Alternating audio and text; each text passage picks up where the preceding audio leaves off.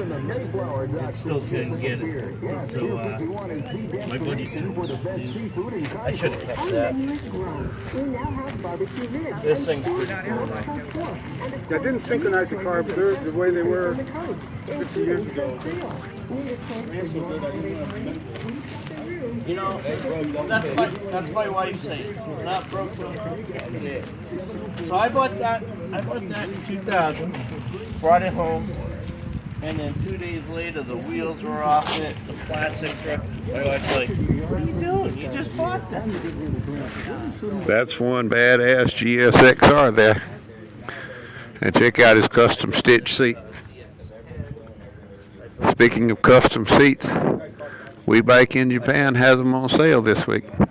Go check them out.